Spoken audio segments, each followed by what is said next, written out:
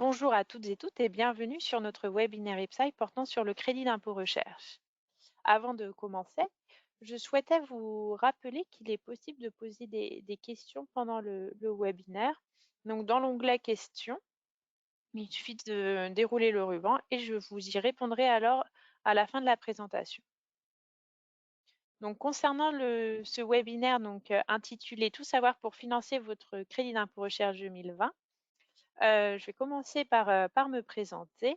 Je m'appelle Adeline Monget, je suis ingénieure brevet chez Ipside et j'ai eu auparavant une expérience de plusieurs années dans le conseil en financement de l'innovation, dans- durant laquelle je suis intervenue auprès d'un grand nombre de sociétés de tailles différentes, donc de la start-up au grand groupe, dans le cadre d'élaboration de leur stratégie de R&D.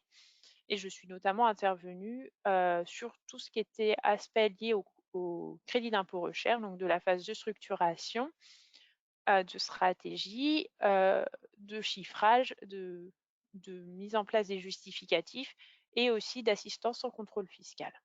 Donc dans ce cadre-là, en fait, je voulais vous présenter les nouveautés du crédit d'impôt recherche 2020 pour vous aider dans vos déclarations.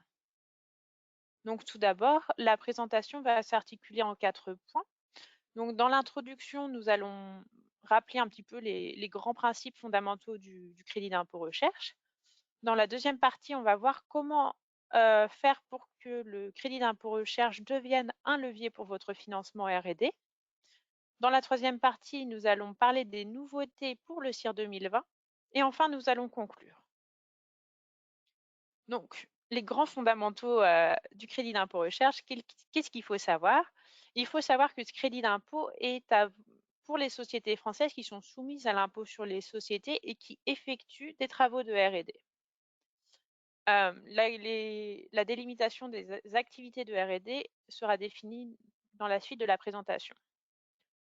Comment ça marche? On va imputer sur l'IS les dépenses de R&D à hauteur de 30% de celles-ci. Le principe est déclaratif. Concrètement, il suffit, entre guillemets, de remplir un CERFA pour bénéficier de ce crédit d'impôt. Néanmoins, il faut bien garder en tête qu'il y a des contrôles très réguliers de l'administration fiscale, donc qu'ils soient écrits via une demande d'information complémentaire ou comportant un débat oral et contradictoire via un contrôle fiscal, avec une expertise potentielle du MESR, qui est le ministère de l'Enseignement supérieur et de la Recherche. Ce qui est intéressant pour les PME, notamment, c'est qu'il y a une possibilité de remboursement immédiat du reliquat chaque année, donc du surplus entre guillemets de crédit d'impôt recherche par rapport à l'IS, que l'on peut toucher en moyenne dans les 3 à 6 mois. Il y a des évolutions régulières du dispositif, ce qui fait qu'il est nécessaire tous les ans de faire une veille et de valider sa structuration interne. Donc, en première partie, nous allons voir comment faire du CIR un levier de financement pour votre R&D. Tout d'abord, il me semble nécessaire de rappeler un petit peu ce qu'est la recherche au sens du crédit d'impôt recherche. Il y a plusieurs définitions. La recherche, elle regroupe 3 axes. On peut la diviser en 3, d'après le manuel de Frascati. Il y a la recherche fondamentale, donc qui est l'acquisition de nouvelles connaissances théoriques. Ça, on va très peu la retrouver finalement dans le CIR parce que c'est peu adapté aux entreprises industrielles. Il va y avoir la recherche appliquée, donc qui est l'acquisition de nouvelles connaissances dans un domaine d'application qui seront basées sur les résultats de la recherche fondamentale. Et là, on va retrouver le plus de projets en général. Ce sera dans le développement expérimental, qui consiste en la création ou l'amélioration substantielle est important, d'un procédé, d'un produit, d'un service ou d'une méthodologie via l'expérience pratique débouchant sur de nouvelles connaissances. Ce qui est important à souligner, c'est qu'il n'y a pas d'obligation de résultat dans le sens où si le projet n'aboutit pas, pour une raison X ou Y, pour une raison technique plutôt, si par exemple, à un moment donné, bon bah voilà, j'ai pris une hypothèse, ça ne fonctionne pas, je réitère, je reprends une autre hypothèse et je n'ai toujours pas de résultat, si la démarche que l'on a suivie représente de la recherche et du développement, mais qu'on n'a pas de résultat, c'est pas grave. on pourra quand même valoriser les heures passées sur cette démarche-là, à condition effectivement qu'on l'ait bien capitalisé. Même si au final, on n'aura pas le produit que l'on avait envisagé à proposer. Les critères qu'il faut bien garder en tête donc pour démontrer qu'un projet constitue de la recherche au sens du crédit d'impôt recherche, c'est la nouveauté. C'est-à-dire qu'on doit montrer qu'on propose de nouvelles connaissances par rapport à l'état de l'art. C'est-à-dire qu'à partir de l'état de l'art, donc de l'état des connaissances de l'homme de l'art, on ne parvient pas à répondre à notre problématique technique. La créativité, ça consiste à dire qu'il n'existe pas de solution dans l'état des connaissances actuelles. Il est donc nécessaire d'appliquer de nouveaux concepts ou idées. C'est ces nouveaux concepts ou idées qui vont faire la créativité. Les incertitudes, elles, sont liées à la capacité à résoudre la problématique technique du fait du manque de connaissances existantes. On pourrait vulgariser ça dans le sens où on voudrait partir d'un point A à un point B, et en fait, le chemin n'est pas du tout évident, et en fait, on n'est pas sûr d'y arriver. Donc, c'est un petit peu le risque que je mentionnais tout à l'heure, le risque qui potentiellement pourrait nous empêcher d'atteindre notre résultat. Il y a aussi l'aspect systématique, c'est-à-dire qu'il faut mettre en place une démarche itérative planifiée et structurée. Concrètement, ça revient à dire que bon, bah, voilà, j'ai un problème donné, je structure mon raisonnement, mon plan de test, l'analyse que je vais effectuer, et tout ça est réfléchi et structuré, et je ne teste pas au hasard quelque chose pour espérer trouver le résultat. Il faut quand même une démarche qui doit être planifiée et structurée. L'aspect transférable et ou reproductible est important. C'est-à-dire qu'il faut démontrer qu'on a la possibilité de transférer ou de reproduire les nouvelles connaissances acquises dans le cadre de nouvelles applications, d'où la nécessité de capitaliser. Je voulais ensuite parler de la démarche itérative, donc que j'ai déjà mentionné plusieurs fois, qu'il est très important de mettre en évidence. Dans un premier temps, on va partir de l'état de l'art. On va définir des hypothèses pour répondre à notre problématique technique. On va essayer d'identifier les conséquences vérifiables, identifier et ou développer la théorie et les modèles nécessaires. On va décrire et mettre en place le protocole expérimental et les expérimentations effectuées. On va les décrire, on va ensuite analyser tous ces résultats obtenus, et on va chercher à tirer les conclusions sur les hypothèses formulées. Si la conclusion est plutôt négative, on va mettre en place une seconde hypothèse et on va refaire ce cycle-là. Au contraire, si on arrive à aboutir au résultat que l'on visait, on va arrêter le processus itératif. Donc dans ce cadre-là, si on n'a plus de verrou technique et que la résolution, et on est parvenu à résoudre la problématique, on est à la fin du cycle itératif et de la R&D. Sauf si effectivement, on arrive à un autre problème technique qui nécessite de remettre en place ce cycle itératif. Maintenant, je voulais un petit peu parler des dépenses éligibles. Donc, dans le cadre du calcul du CIR, on va pouvoir reprendre les dépenses de personnel. Donc, par personnel, on entend chercheurs et techniciens. Donc, chercheur, en général, c'est plutôt quelqu'un qui a un diplôme scientifique Bac+5, mais qui peut être, ça peut être aussi quelqu'un qui a moins de qualifications, mais qui a plus d'expérience dans le domaine, évidemment. Il faut noter que pour les jeunes docteurs, sous certaines conditions, on peut reprendre les frais de personnel en double. On peut également, en plus du personnel, reprendre le matériel immobilisé à hauteur de son utilisation lors des travaux. Par exemple, si vous utilisez un prototype uniquement dans le cadre de la recherche, vous pourrez, s'il est immobilisé, vous pourrez reprendre sa dotation annuelle de l'année donnée. Aussi, on peut valoriser tout ce qui est sous-traitance. Là, il y a quand même pas mal de conditions à remplir. Il faut qu'elle constitue une opération de R&D nettement individualisée, et il faut qu'elle soit réalisée par un organisme agréé ou un organisme public. Pour la propriété industrielle, on peut reprendre les frais de dépôt, de maintenance et de défense des brevets et des COV. On peut reprendre aussi tout ce qui est frais de veille technologique et de normalisation. Et enfin, on peut également reprendre les frais de fonctionnement. Donc, en fait, là, ça va être un forfait qui va dépendre des dépenses de personnel et du matériel immobilisé. Il faudra enlever de cette assiette de dépenses tout ce qui risque, là où il risque d'y avoir une double valorisation, par exemple les subventions portant sur les mêmes projets. Concernant les bonnes pratiques pour sécuriser son crédit d'impôt recherche, donc en cas de contrôle fiscal, ce que je conseille de faire, c'est qu'en amont du projet, il faut effectuer un état de l'art pour valider que les connaissances existantes ne répondent pas à votre problématique. C'est quelque chose qui vous sera systématiquement demandé en cas de contrôle. Tout au long du projet, il est nécessaire d'effectuer une capitalisation technique afin de valider l'ensemble des critères d'éligibilité. Donc, il faut formuler les verrous techniques, technologiques ou scientifiques que vous rencontrez, les incertitudes. Une fois que vous avez fait l'effort de formuler ces verrous, il va falloir décrire l'ensemble de la démarche.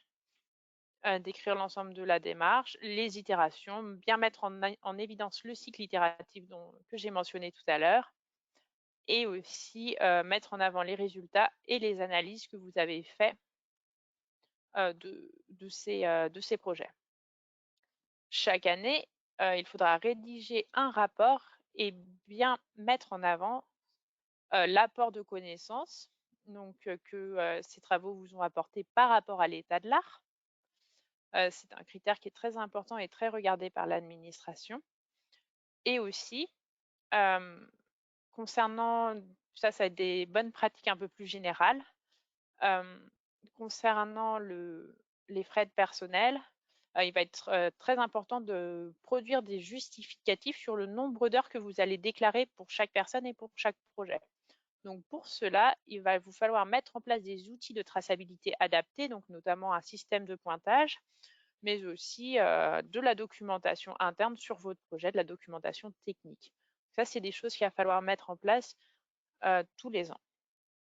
Et également, le dernier point, c'est qu'il va falloir effectuer de la veille sur les évolutions du CIR chaque année, parce qu'il y a des évolutions, que ce soit via les jurisprudences ou là, ça va être l'impact de la loi finance que l'on va ressentir pour le CIR 2020.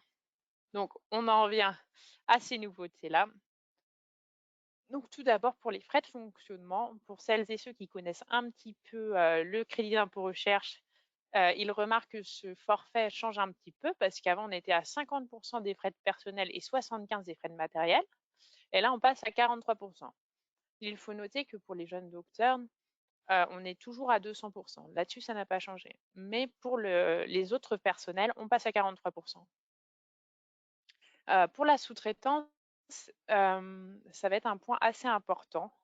Donc tout d'abord, il faut quand on sera donneur d'ordre, il faudra démontrer que l'on ne fait pas de sous-traitance en cascade. C'est-à-dire, à quoi ça correspond concrètement? Je sous-traite une activité à un organisme agréé ou un organisme public. On va prendre le cas de l'organisme privé agréé. Et il faut que je sois en mesure de démontrer que celui-ci ne fait pas appel à une autre sous-traitance pour faire ces travaux-là. Donc concrètement, on va juste conseiller de le préciser dans le contrat de sous-traitance, de ne pas resous-traiter en cascade. Pourquoi, juste la petite anecdote, pourquoi est-ce que maintenant il y a cette règle-là qui rentre en compte? C'est concrètement, moi, en tant que donneur d'ordre, je peux valoriser cette activité-là que je vais sous-traiter parce que la société à qui je vais le sous-traiter est agréée et qu'elle remplit l'ensemble des conditions. Néanmoins, si la société agréée re-sous-traite cette partie-là et que ça constitue un projet de recherche, la société qui effectue ces travaux, effectivement, pourra elle aussi le valoriser. Donc dans ce cas-là, l'État français valorise 2 fois la même activité. Pour éviter ces cas-là, c'est pour ça que on doit être maintenant en mesure, on arrête cette possibilité-là et on doit être en mesure de le prouver en fait. Et je voulais aussi parler de l'arrêt du Conseil d'État du 22 juillet 2020, donc là qui qui a pas mal donné un éclairage en fait par rapport à quelque chose qui n'était pas très clair avant. Parce que j'ai parlé de sous-traitance nettement individualisée. Hem, L'arrêt stipule que les activités doivent constituer un sous-ensemble d'une opération éligible. Donc cela signifie que même si le sous-ensemble dans le sous-ensemble, on ne retrouve pas un petit peu ce cycle itératif et l'ensemble des critères, si l'opération en elle-même est éligible, mais que par exemple, ce sous-ensemble, je ne sais pas, ça peut être des tests pour lesquels une PME n'a pas le matériel nécessaire ni les compétences, des tests très précis sur quelque chose qui serait trop coûteux à mettre en place, dans la société. Dans ce cas-là, si on arrive à démontrer que c'est, un sous-ensemble nécessaire d'une opération éligible, on pourra reprendre cette opération, dans le cadre, des dépenses éligibles. Donc cela vise à aider un petit peu les petites sociétés qui n'ont pas le matériel ou les compétences RH pour une partie d'une opération de leur projet de R&D.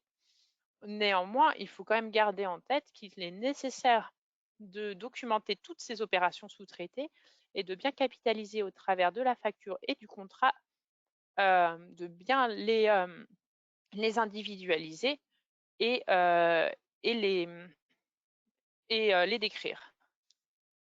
Enfin, je voulais mentionner un petit peu avec vous le Brexit, qui risque de changer pas mal de choses pour les sociétés qui avaient l'habitude de collaborer avec nos voisins. Ce qu'il faut savoir, c'est que du coup, quand on sous-traite des activités, on pouvait le faire à des sociétés qui étaient dans l'UE ou l'espace économique européen. Or, du fait du Brexit, l'Angleterre va sortir de cet espace-là. Vu que pour le moment, aucun accord n'a été trouvé, dans le CIR 2021, il sera impossible, pour le moment en tout cas, d'intégrer les factures de sous-traitance d'un organisme anglais agréé sous les agréments peuvent aller de 1 à 3 ans. Donc on peut penser qu'un organisme qui aurait été agréé pour le CIR 2019 le soit toujours pour le CIR 21. Néanmoins, on ne pourra plus reprendre ces factures-là. Alors en conclusion, qu'est-ce qu'il faut retenir? Donc les principaux points de la présentation que j'ai voulu faire ressortir, c'est que le crédit d'impôt recherche, c'est un crédit d'impôt évolutif intéressant, parce que quand même ça reprend 30 des dépenses et c'est l'un des dispositifs les plus intéressants d'Europe, mais qui est exigeant en termes de justificatifs concernant les vérifications a posteriori par l'administration fiscale. Il permet de financer le risque lié aux incertitudes de la R&D, justement à pousser un petit peu les sociétés à prendre des risques techniquement pour leur permettre de développer des produits qui auraient des plus-values, des produits, des services, hein, qui auraient des plus-values très intéressantes sur le marché. Il propose un remboursement immédiat pour les PME, mais pour cela, une capitalisation et une structuration spécifique sont, est nécessaire. Donc dans ce cadre-là, nous vous proposons un accompagnement personnalisé sur tout votre cycle de la R&D, que ce soit de la structuration, de la rédaction des justificatifs, le chiffrage, la déclaration et le contrôle fiscal. Donc, merci à tous de votre attention, de m'avoir écouté. N'hésitez